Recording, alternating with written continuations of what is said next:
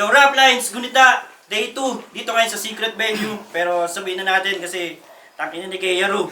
Dito tayo ngayon sa Decal Republic HQ. Magingay naman para sa unang battle. Shoutout Decal Republic, Manila, Manila, Hype Beat, Real Jokes. Ayun, maraming salamat sa mga sumusuporta. Ito, halos yung mga battle natin ngayon is less than except dun sa tournament na mangyayari ngayon. Ito, umpisa na natin sa kaliwa ko representing Quezon City. Magingay para kay Strix.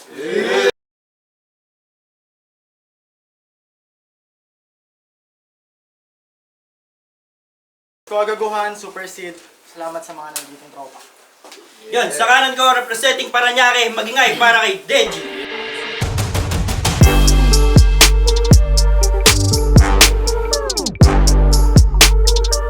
Medyo wagaguan din. Ayun, shoutout syempre sa Kuwa Gaguhan. Tayo na, itong dalawa galing din doon.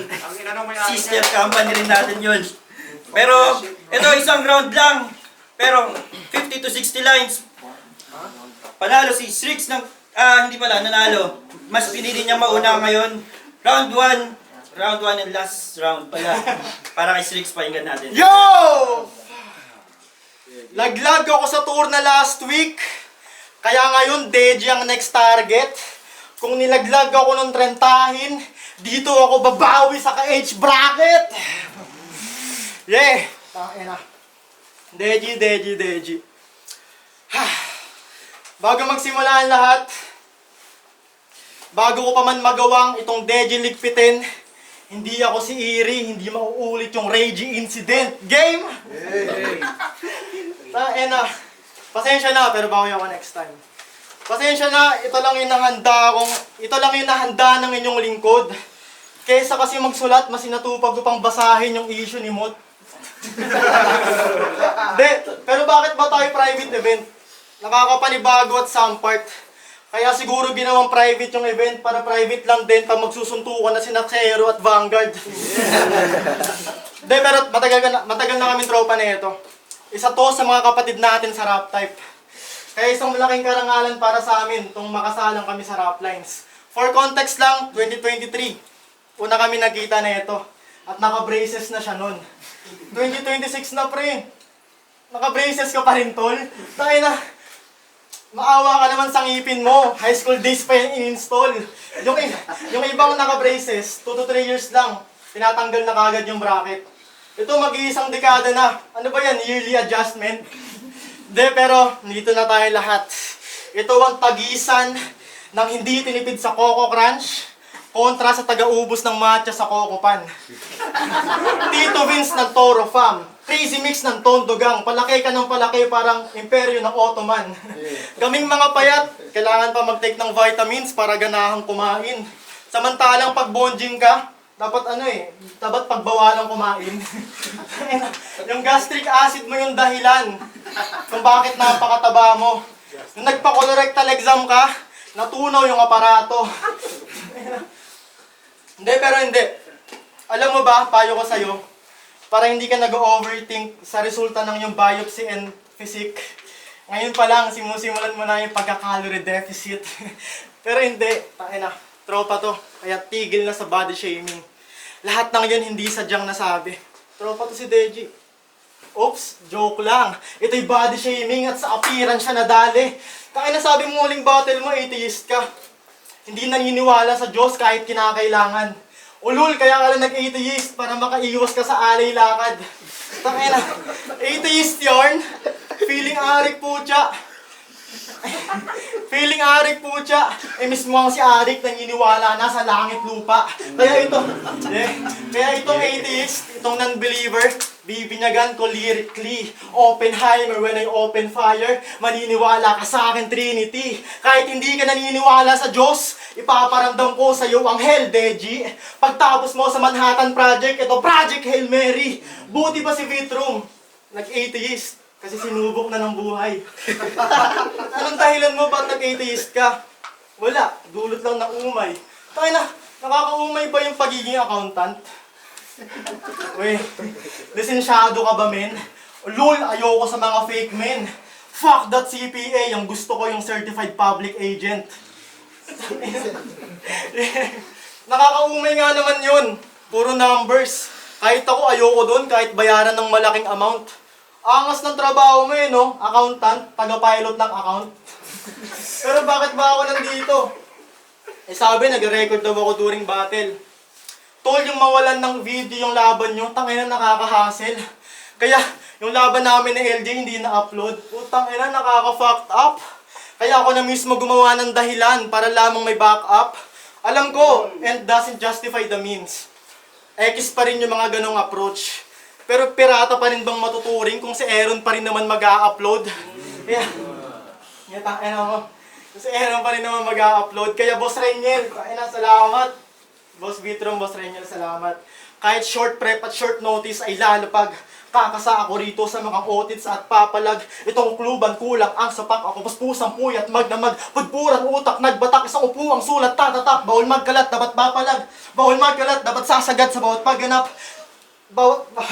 Bawal magkalat, dapat sasagad sa bawat pagganap. Bawat bara dapat tatatak at babakat sa makatang makakatapat. Ay, tangina. Ubus-ubus man ako last week. Pero hindi ako umalma. Ito may ambahan to next week. Dapat tinitipid mo na yung energy mong gurang ka. Pero alam ko nagpapakondisyon ka lang, kaya ka rito sumampa. Ang hina mo naman, kailangan mo pa ng warm up para lamang umamba. Kaya, uunti-untiin ko to. Hanggang maubos yung taba mo. Hanggang hindi ka na maging heavyweight. Unting-unti mawawala yung deji hanggang maging degenerate. Tangina, andito na tayo sa rough lines. Spit mo na yung rounds mo na. Spit mo na rounds mo pinaghandaan, ngayon nakatutok sa iyo ang spotlight. Nandito na tayo sa rough lines, bawal na dito yung tunog rap type. Time, 1 round para kay Deji. Baka hindi ko yun, baka days ko ma-replicate. Degenerate ka, kamukha mo si Ellen Degenerate. Nice. Uy. Okay. Binabanggit niyo yung pamimirata niya sa kwarto. Ingot ka ba? Reniel, Vitrom. Namirata din to last time. Taylor ka ba? Di lang basta highlights. Versus Cardo, si Nendon Caira.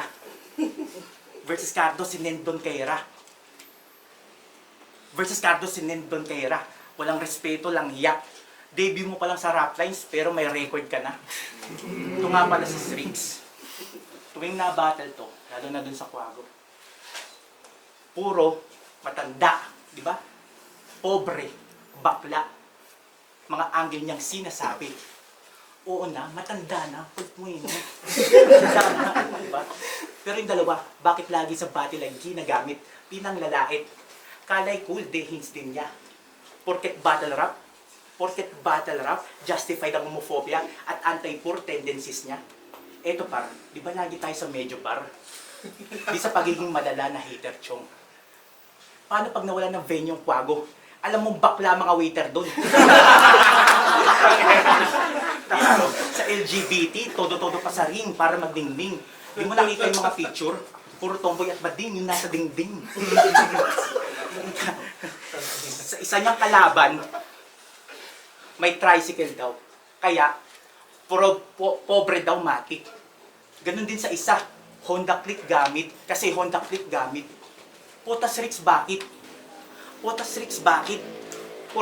Porket hindi 4 wheels, in-equate mo sa pagiging mahirap. Porket Potas Rix bakit? Anong meaning pasikat? Porket hindi 4 wheels, in-equate mo sa pagiging mahirap. Yung e-trike, bukod sa e-trike o tricycle, may golf cart na 3 wheels din. Yung Honda Click, 82,000 to 89,000 pesos. Mura ba yun? Di nag-iisip. Tangan-tangin na nga. Kala message niya, the best yun. Kasalanan ba nila na si Reniel lang may M-zoom? Ang pang-insulto, talagang palaging hype pag-uso. Kaya naman lang yung battle rhymes at punto, mga marginalized na grupo. Ako, maski banat ko, taliwas sa paniniwala ng marami. Diba sabi mo, atheist ako? Maski banat ko, taliwas sa paniniwala ng marami. Wala akong paki kung may mag-agree nga doon. Ikaw, puro common ang listahan ng panglalait para makakuha ng reaction. Katulad kanina, mataba ako. Para halakhakan legit. Kanyang paboritong style. Talagang tawanan, talawat ka ng dinig. Ganyan pag stereotype. Ganyan pag stereotype. Tipong taga-PUP ka, di ba? Yung mga mukha ng estudyante doon, matik nga yun madungis. Matik nga yun madungis. Matik nga yun madungis. Di ba taga-dung ka? Bakit meron kang Michael Jackson na kutis?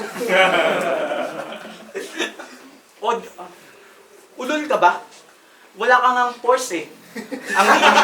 Ang linis pa ng buko mo. Diba? O diba? Tunog tanga. O diba? Tunog tanga. Sa nocturna, sabi mo, dinaya ka nira. Kesyo, nagpamove ng araw-ngaraw, pati ng oras ngaraw, namihasa daw sila. Namihasa daw sila. Di ba sinabi na yun ahead, di ba? Di ba sinabi na yun ahead, di ba? Kaya huwag kang mag-astang, di ka nakinabang lang hiya. Hinayaan lang din para maisama sa scheme. Hinayaan lang din para maisama sa scheme. Hinayaan lang din para maisama sa scheme. Hinayaan lang din para maisama sa scheme. Kaso, para may pandagdag angle daw. Para may pandagdag angle. Para marami siyang mabanat. Kaso, ang nangyari kay Minalas, kasi nakabuo siya ng haymaker. Kanyang naisipan ng malupit. Kanyang naisipan ng malupit. Kanyang naisipan ng malupit. Kanyang naisipan ng malupit. Ginawang punchline yung pagpapalipat niya ng skid. Kaya sa sitwasyon, parehas kayo nag-take advantage, legit yun. Kaso, mas creative siya sa mag-create ng damage may vision. Kasi nga, high stakes ang mission. Kaya doon na nag-separate sa my stage ang yung skills nun. Nung nakaraang event, sa'yo believe ay wala, tila mahinang talaga. Di ka makahatak ng tao par. Sa kasalukuyan, nasa kamay ko yung hinaharap na parang tarot card. Kung di matutumbas sa linya, ikay matutumbas sa linya, kahit anong laro o card, ikay dadaigin, di makakahigit, miski tag of war. Tsaka,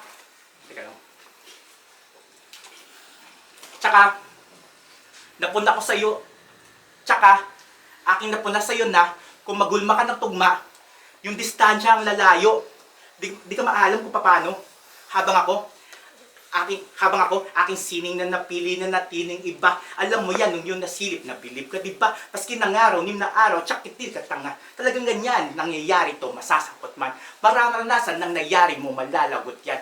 At nararanasan ng nangyari mo, malalagot yan. At mataba man aking body may kahahantungan. Ito'y Fatman Nagasaki at sasabog ka dyan. Dekalidad ang katapo, mamarkatong handa. Dekalidad yung gawa mo, yan markado ka na. Kis nga tong tarantado na palalo para kang AJ Amos sintablado maglalaho ka na. Carbon copy, aking stilo dito sisihal na. Panghuli ka, lagi iyo pagsisisi ka ba? Sa aking flow, mahihilo, masisisi ka pa. Ikaw si Ivar sa atin dito at nasisik ka nga.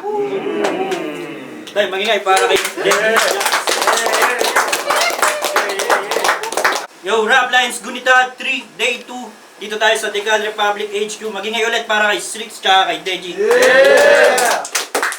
Yun, shoutout sa Kuwa Gaguhan para sumalo sa mga ganitong klaseng event.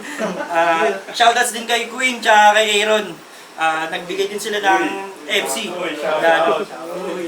Ang boto na Oralo, 3-0 para kay Deji.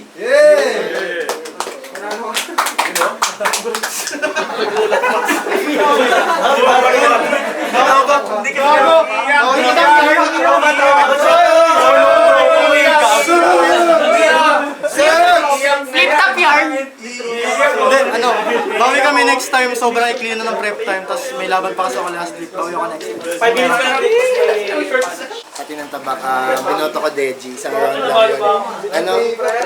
Malakas pa has kahit short fresh lang. Pero sa kung paano tinapos, dun ko tinignan yung kung kanino ko bumoto. Kahit medyo parehas naman silang may stutter, pero mas natapos ng maayos ni Deji. Yo, Jaime, binoto ko si Deji. Siguro, si Strix kasi yung nakulang sa weeks. 4 minutes and 30 seconds. Tapos si Deji, 6 minutes and 15 seconds. So siguro nagkatanungan ng kung sino yung nauna. Si siguro pwedeng manalo rin dun si Boss Kaso parehas na may staff. Tsaka mahina yung boses ni Deji. Pero umayos na lang ako sa punto. Tingin ko mas maraming punto rin si Deji. So, pero ang hina ng boses niya. May bago na akong 3 match, LJ versus Deji. Mahina ang boses.